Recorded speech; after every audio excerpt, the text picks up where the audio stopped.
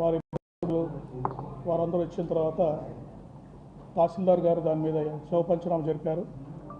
The team of doctors under videography postmortem చేశారు. తర్వాత విసరా samples అన్నీ కూడా ఫోరెన్సిక్ సైన్స్ ల్యాబొరేటరీకి పంపడం జరిగింది. తర్వాత మనము దారి పొడవునా కూడా చాలా సీసీ కెమెరాస్లో వారి ప్రయాణాన్ని గమనించడం జరిగింది. ఆ సీసీ ఫుటేజెస్ అన్ని కూడా సెంట్రల్ ఫోరెన్సిక్ ల్యాబొరేటరీ హైదరాబాద్ నుంచి అక్కడ కూడా అనాలిసిస్ చేశాము. ఇట్లా రకరకాల స్టెప్స్ మేము ఇన్వెస్టిగేషన్ స్టెప్స్ తీసుకున్నాము. ఆ స్టెప్స్ అన్ని మీకు ఇప్పుడు 1 by 1 ఎగ్జామిన్ చేస్తాము. ఒకటి ఎగ్జామినేషన్ ఆఫ్ విట్నెసెస్ అంటే దారి పొడవునా వారి ప్రయాణాన్ని గమనించిన వారిని, లేదా వాళ్ళు ఫోన్లో మాట్లాడిన వారిని, వారు కొంతమంది ఫోన్లో కూడా మాట్లాడారు ప్రయాణం చేస్తున్నప్పుడు. లేదా ఇక్కడ ఫ్రెండ్స్ని ఇక్కడికి వస్తున్న ప్రదేశానికి ఇక్కడ ఒక హౌస్ చూసిన సైట్ చూసిన అబ్బాయి వెల్డింగ్ చేయడానికి ఒక అబ్బాయిని మాట్లాడారు ఆ సైట్లో, వారితో మాట్లాడాము. ఇక్కడ వాళ్ళ ఫ్రెండ్స్తో మాట్లాడాము రాజమండ్రి నగరంలో. తర్వాత వాళ్ళ ఫ్యామిలీ మెంబర్స్తో కూడా మాట్లాడడం జరిగింది. ఈ విట్నెస్ అందరినీ ఎగ్జామిన్ చేశాము. తర్వాత సీసీటీవీ ఫుటేజ్ హైదరాబాద్ బయలుదేరినప్పటి నుంచి వారు మరణించే వరకు దారిలో ఉన్న సీసీ కెమెరాస్లో ఫుటేజ్ అంతా వారి ప్రయాణాన్ని తీసుకోవడం జరిగింది. అయితే సీసీటీవీ ఫుటేజ్ని సెంట్రల్ ఫోరెన్సిక్ సైన్స్ ల్యాబొరేటరీ హైదరాబాద్లో దీన్ని అనాలిసిస్ చేయడం జరిగింది. తర్వాత క్రైమ్ సీన్ అబ్జర్వేషన్ అంటే అక్కడ ఎక్కడైతే ప్రమాదం జరిగారో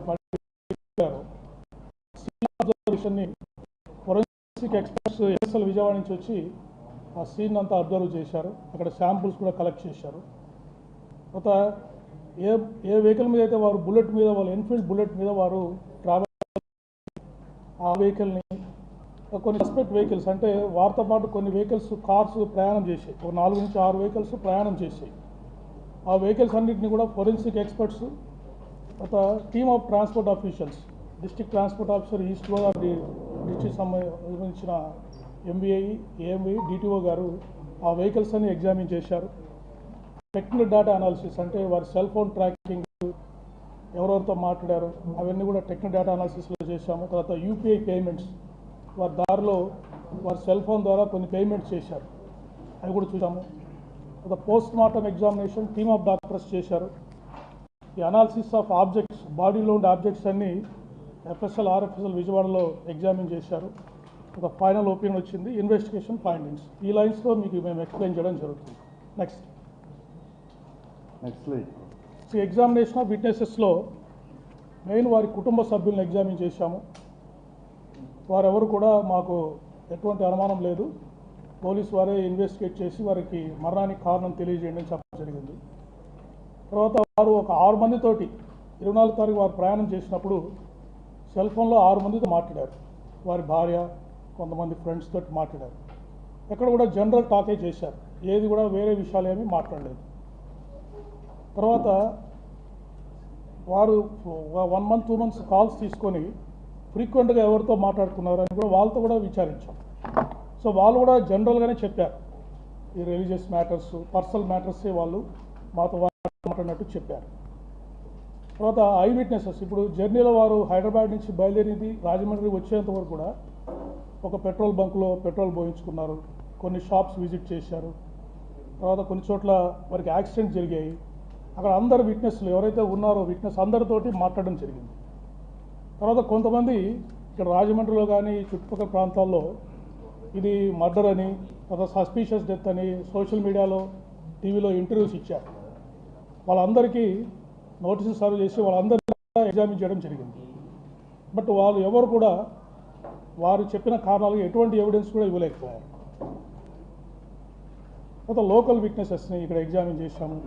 డ్రైవర్స్ ఎవరైతే ఆ 4-6 వెహికల్స్ వారి మోటార్ సైకిల్తో పాటు ప్రయాణం చేశాయో ఆ డ్రైవర్స్ అందరినీ కూడా మాట్లాడారు. Right, next. సో ఈ ఐ విట్నెసెస్ అంటే ఓరల్ ఎవిడెన్స్ వాటి ఫైండింగ్స్ ఏంటంటే, ఈ శ్రీ ప్రవీణ్ పగడాల గారు వారు is a Christian teacher and motivational speaker. వారు హైదరాబాద్లో మేరేడుమట్ట దగ్గర నివసిస్తారు. ప్రవీణ్ పగడాల గారు మార్నింగ్ 11 o'clockకి బైక్లో రాజమండ్రికి బయలుదేరారు. పర్పస్ ఏంటంటే రాజమండ్రి దగ్గర నామవరం అనే గ్రామం దగ్గర ఒక బైబిల్ కాలేజీ వారు కన్స్ట్రక్షన్ చేస్తున్నారు.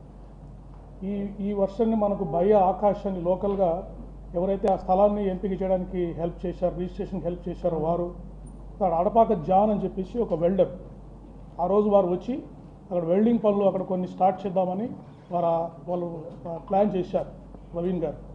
సో వాళ్ళిద్దరు కూడా వర్షన్ని మాకు సపోర్ట్ చేశారు. తర్వాత ఎందుకు బైక్లో వచ్చారు అంటే, బైక్లో ఇక్కడికి వచ్చి రాజమండ్రి ఫ్యూచర్లో వారు ఇక్కడే ఉండి ఈ బైబిల్ కాలేజ్ కన్స్ట్రక్షన్ అంతా చేయాలనే ప్లాన్లో ఉన్నారు. కాబట్టి వారు ఫ్రీక్వెంట్గా ఇక్కడికి వచ్చినప్పుడు వారికి వెహికల్ అవసరం అవుతుంది.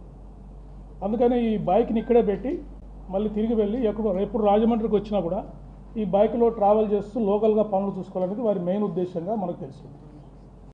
తర్వాత రాజమండ్రికి వారు వస్తున్నారనే విషయము వారి కుటుంబ సభ్యులకి ఈ ఆకాష్కి జానకి తప్ప ఇంకెవరికి తెలియదు. లోకల్గా వారు ఎవరికి కూడా ఇన్ఫార్మ్ చేయలేదు ఆ రోజు.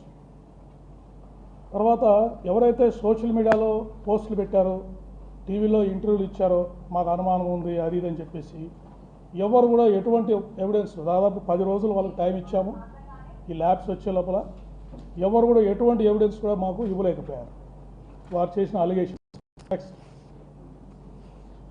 తర్వాత వారు దారిలో వస్తున్నప్పుడు వైన్ షాప్స్ కూడా వెళ్ళారు. హైదరాబాద్లో, తర్వాత కోదాడ దగ్గర, తర్వాత ఏలూరు దగ్గర. అక్కడ కూడా వైన్ షాప్ ఎంప్లాయీస్ కూడా మేము ఎగ్జామిన్ చేశాము. అక్కడ యూపీఐ పేమెంట్స్ చేశారు వారు. ఆ పేమెంట్ చేసిన ట్రాన్సాక్షన్స్ కూడా మేము కన్ఫర్మ్ చేసుకున్నాం. అక్కడ విట్నెస్తో కూడా మాట్లాడాము. దారిలో వారు 3 సార్లు వారికి యాక్సిడెంట్ అయింది రాజమండ్రి వచ్చే లోపల. ఒకటి వెంకటసాయి ఫుడ్ ప్లాజా చీలకల్లు దగ్గర ఒకసారి మోటార్ సైకిల్ నుంచి పడిపోయారు. అక్కడ ఒక లారీ వెనక పడుతూ వెళ్తూ వారు పడిపోయారు. అక్కడ నారోగా యాక్సిడెంట్, మేజర్ యాక్సిడెంట్స్ మిస్ అయ్యారు. ఒక ఆర్టీసీ బస్సు వారిని గుద్దబోయి పక్కకి వెళ్ళిపోయింది. అక్కడ ఎవరైతే స్టాఫ్ ఆఫ్ ఫుడ్ ప్లాజా ఉన్నారో వాళ్ళంతా వచ్చి వారిని హెల్ప్ చేసి మోటార్ సైకిల్ నిలబెట్టి పంపించారు. వాళ్ళందరూ కూడా ఈ ఇన్సిడెంట్ని కన్ఫర్మ్ చేశారు. కీసరా టోల్ ప్లాజా దగ్గర కూడా వారు చాలా వేగంగా వస్తూ అక్కడ ఒక బంకుని గుద్ది పడిపోయారు. అప్పుడు అక్కడ ఉన్న అంబులెన్స్ స్టాఫ్, మెడికల్ స్టాఫ్ వెళ్ళి వారితో మాట్లాడి వారికి ఏమైనా ఫస్ట్ ఎయిడ్ కావాలని విచారించి వారితో మాట్లాడిన తర్వాత వారు నాకు అవసరం లేదని చెప్పేసి అక్కడి నుంచి బయలుదేరారు. సో వారు కూడా ఈ ఇన్సిడెంట్ని మాకు కన్ఫర్మ్ చేశారు. రామవరపాడు దగ్గర వారు విజయవాడలో దాదాపు 3:30 నుంచి 4 గంటల వరకు ఉన్నారు. రామవరపాడు రింగ్ దగ్గర అక్కడ విజయవాడ ట్రాఫిక్ ఎస్ఐ గారు ఇంకొక 2 విట్నెస్లు కూడా ఆ ఇన్సిడెంట్ని కన్ఫర్మ్ చేశారు. తర్వాత గొల్లపూడి దగ్గర వారు ఇండియన్ ఆయిల్ పెట్రోల్ బంక్ దగ్గర రీఫిల్ చేయించుకున్నారు. అక్కడ కూడా వారు ఈ డ్రంకన్ అండ్ డ్రౌజీ స్టేట్లో కనిపించారని చెప్పేసి పెట్రోల్ బంక్ స్టాఫ్ మాకు చెప్పారు. సో ఈ విధంగా ఓవరాల్ ఎవిడెన్స్ మీద మనకి ఫైండింగ్స్ అన్నీ వచ్చాయి. నెక్స్ట్ సీసీటీవీ ఫుటేజెస్ ఇవన్నీ మీకు స్టెప్ బై స్టెప్ చూపిస్తాము. మొత్తం వారు హైదరాబాద్లో బయలుదేరినప్పటి నుంచి రాజమండ్రిలో వారు మరణించేంత వరకు కూడా ఎన్ని పాసిబిలిటీ ఉంటే అన్ని సీసీటీవీ ఫుటేజెస్ మేము కలెక్ట్ చేశాము. అవన్నీ 1 by 1 మీకు చూపించడం జరుగుతుంది. నెక్స్ట్ స్టార్ట్ చేయండి. CCTV footage